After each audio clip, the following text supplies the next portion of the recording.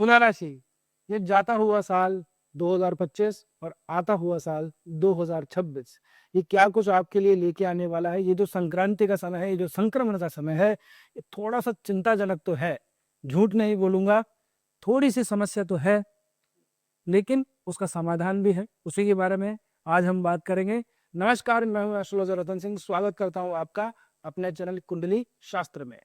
देखिए, एक बड़ी बात मैं आप लोगों को बता दूं, बुध आपके लिए जो वृश्चिक राशि के अंदर द्वितीय भाव के अंदर दमन किए हुए थे, जो कि आप लोगों के लिए नवमेश भी बनते हैं, उनका गोचर हो चुका है धनु राशि के अंदर 29 दिसंबर को।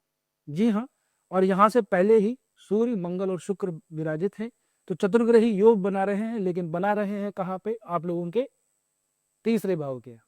अभी तीसरा भाव जो है, ये तीसरा भाव सूर्य और मंगल के लिए फिर भी थोड़ा बहुत ठीक है, लेकिन बुध और शुक्र जैसे ग्रहों के लिए तीसरा भाव इतना ज्यादा ठीक नहीं है। शुक्र भी इसलिए क्योंकि आप लोगों के राशिश बनते हैं।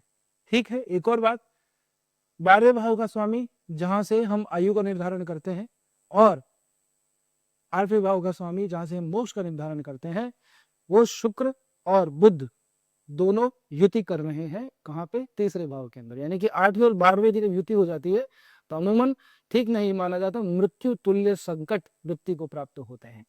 ठीक है ना? अब देखिए, चिंता करने की जरूरत नहीं है। अब समस्या है तो है, जाता हुआ साल क्या कुछ करेगा, हम एक एक करके बात करेंगे। सबसे पहले बात करें आप लोगों के बिजनेस के लिए, तो व्यापार भाव का जो मालिक मंगल है, वो आप लोगों के लिए तीसरे भाव में बैठा है। तीसरे भाव में मंगल जो है थोड़ा दिग्बली होता है, पराक्रम का भाव है, ये सब कारकत्व मंगल के पास में है। ठीक है ना? तो यहाँ से आपको बिजनेस के अंदर, अपने व्यापार के अंदर जो है मेहनत थोड़ी सी ज्यादा करनी पड़ेगी अपने काम को एक्सपेंड करने के लिए, बनाने के लिए। कुछ छोटे मोटे डिस्प्यूट भी अपने पार्टनर के साथ में आपके दिखाई देते हैं, तो उनको थोड़ा सा आपको मैनेज करना पड़ेगा। सूर्य के साथ में होने की वजह से पक्ष आपका थोड़ा मजबूत रह सकता है, या रहेगा, मैं यूं कहूं। लेकिन अपना जो बहुत ज्यादा अहंकार, बहुत ज्यादा एरोगेंस जो नेचर है, उसको थोड़ा सा साइड में कर दीजिएगा। इस समय आपके अंदर थोड़ी सी ऊर्जा आ रही है, खास करके व्यापार वाले मामले के अंदर, तो अपना थोड़ा सा इसका थोड़ा ध्यान रखिएगा। कहीं ऐसा ना हो कि बहुत ज्यादा जोश जोश के अंदर चीजें बहुत ज्यादा बिगड़ जाए। हाँ, हो सकता है कि ऐसे समय के अंदर आपका जो पार्टनर है थोड़ी सी चीटिंग वगैरह करने की कोशिश करे, ये बात तय है। ऐसा संभावना पूरी पूरी बनती है कि बिजनेस पार्टनर के जो है वो थोड़ा सा आप लोगों के लिए नुकसानदायक सिद्ध हो सकता है, तो थोड़ा सा आपको सतर्क भी रहना पड़ेगा। आगे बात करें करियर और जॉब की, तो देखिए, आपके करियर और जॉब वाले मामले के अंदर चंद्रमा इसके मालिक बनते हैं। चंद्रमा 29 दिसंबर को जैसे बुध यहाँ पे आएंगे, उसी दिन ही चंद्रमा जो है शनि के साथ में छठे भाव में गोचर करेंगे। छठा भाव जो है दूसरा, छठा और 10वां, ये अर्क त्रिकोण के भाव कहे जाते हैं। यहाँ पे जल तत्व की राशियां हैं, 8, 4, 8, 12। ठीक है ना? ये भी जल तत्व की राशि है, ये भी जल तत्व की राशि है, ये भी जल तत्व की राशि है। यानी अर्ध त्रिकोण के अंदर जल आपके भरा हुआ। जल का मतलब या तो बहता पानी है या फिर ठहराव है। शनि ठहराव का कारक है, तो काम के अंदर थोड़ा सा ठहराव आप लोगों में दिखाई दे रहा है। चंद्रमा जब यहाँ पे आ जाता है तो थोड़ी सी शीतलता, चंचलता तो देता है, लेकिन शनि और चंद्रमा का ये जो योग है, ये इतना ज्यादा प्रभावी नहीं माना जाता है ना। तो चंद्रमा वैसे तो अपने भाव से नवम पंचम का संबंध बना रहे हैं, लेकिन शनि के साथ में थोड़े से पीड़ित है, तो काम के ऊपर आप लोगों को थोड़ा सा तनाव एक्स्ट्रा दिखाई देता है। काम थोड़ा सा ठहरा हुआ रहेगा, काम का बर्डन बहुत ज्यादा बढ़ जाएगा, काम जो है ओवरलोडेड आप लोग रहेंगे, क्योंकि मंथ का एंड है वैसे भी, और साल का शुरुआत भी है ना। यानी कि मंथ का एंड ही नहीं है, साल का भी एंड है, और आने वाले साल का शुरुआत भी है। तो वर्कलोड बहुत ज्यादा रहेगा, काम का जो बर्डन है वो बहुत ज्यादा रहेगा। इसको आराम से तसल्ली से निपटाइएगा, नहीं तो थोड़ा सा आप लोगों को तनाव ज्यादा हो सकता है, नसों में दर्द हो सकता है दिमाग के में, खास करके राइट वाले हिस्से के अंदर। ठीक है ना? तो थोड़ा सा इस चीज का ध्यान रखिएगा। जॉब वगैरह स्विच करने का अभी समय नहीं है, बिल्कुल भी। जॉब स्विच करने का समय आएगा, एक समय आएगा, जैसे ही क्या है, चंद्रमा यहाँ से निकलेंगे, व्यापार भाव के अंदर मंगल की राशि में प्रवेश करेंगे, आप लोगों के लिए 2 दिन रहेंगे, 30 दिसंबर और 31 दिसंबर को। यहाँ थोड़ी बहुत फिर भी व्यापार के अंदर थोड़ी सी आप लोगों को चमक धमक, व्यापार में थोड़ी सी वृद्धि दिखाई देती है। उसके बाद में चंद्रमा उच्च अवस्था को प्राप्त करेंगे, लेकिन ये है 8वें भाव के अंदर। 8वें भाव के अंदर चंद्रमा बिल्कुल ही बलहीन हो जाता है, या यूं कहें कि 8वें भाव जो है उसके अंदर चंद्रमा मर जाता है, तो ये गलत नहीं होगा। और वैसे भी 8वीं जो कालपुरुष की राशि है, वृश्चिक राशि, वहां को चंद्रमा नीच के भी होते हैं।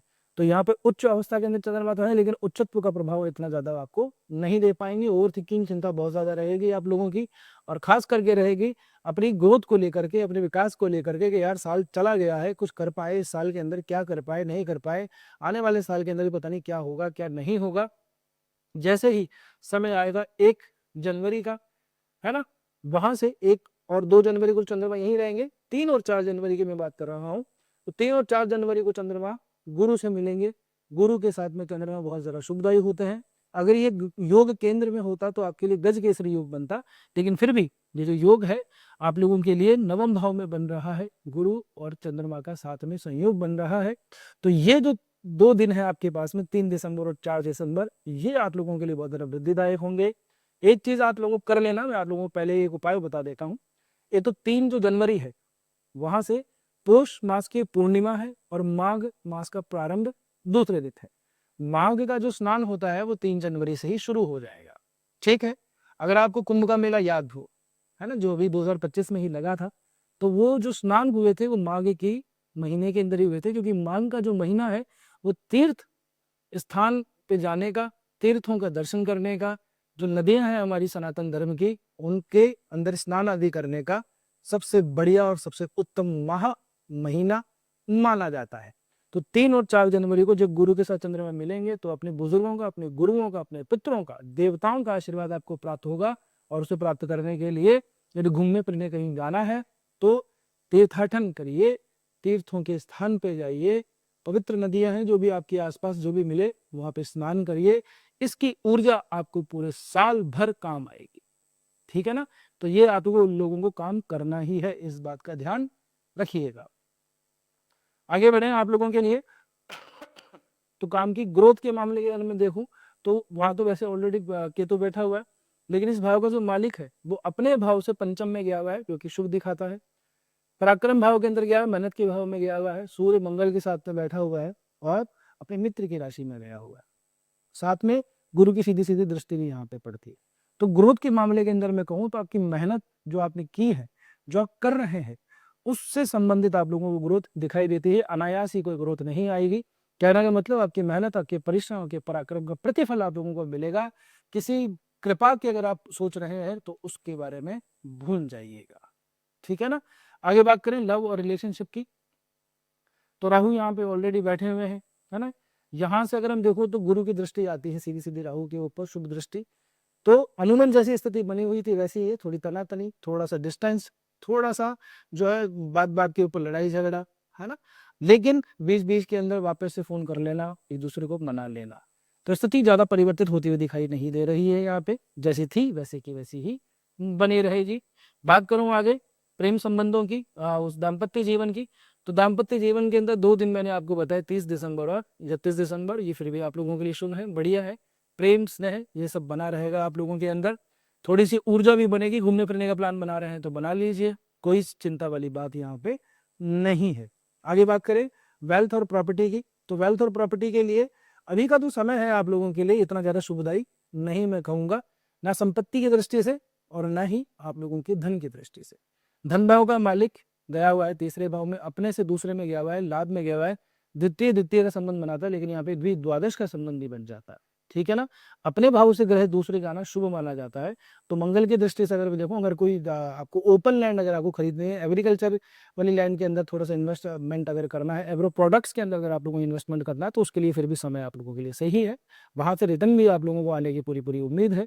इसके अतिरिक्त और कोई हमें प्रॉपर्टी वगैरह खरीदने का अभी कोई समय नहीं मिलता। प्रॉपर्टी खरीदने का समय आएगा, ये जैसे ही जनवरी का समय आएगा, मिड जनवरी जाएगी, मकर संक्रांति के बाद में मंगल आ जाएंगे यहाँ पे, तो मंगल उच्च अवस्था को प्राप्त करते हैं मकर राशि के अंदर, तब आप लोगों के लिए अच्छा योग बनेगा। तो अभी देख दाख लीजिए अगर कुछ बड़ा सौदा करना है तो।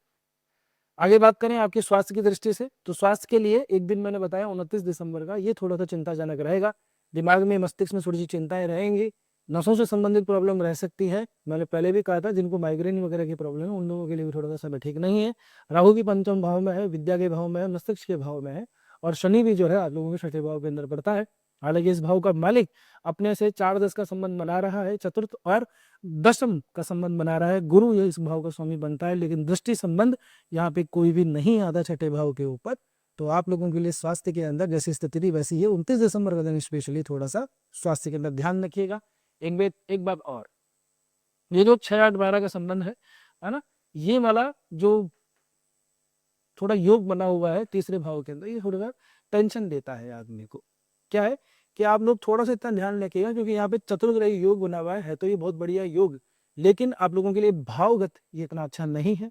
आपकी राशि भी इसमें इन्वॉल्व है, तो थोड़ी सी क्या है, पारिवारिक कलह हो सकती है, दूसरे के काम को देख करके थोड़ी सी जेलसी हो सकती है, गुस्से के अंदर, क्रोध के अंदर अगर रश ड्राइविंग करेंगे बहुत ज्यादा, अगर आप ज्यादा एनर्जेटिक रहेंगे, जल्दी जल्दी सीढ़ी से उतरना, जल्दी जल्दी चढ़ना, है ना, बहुत बड़ा हड़बड़ाहट में अगर रहेंगे तो थोड़ी दुर्घटना हो सकती है।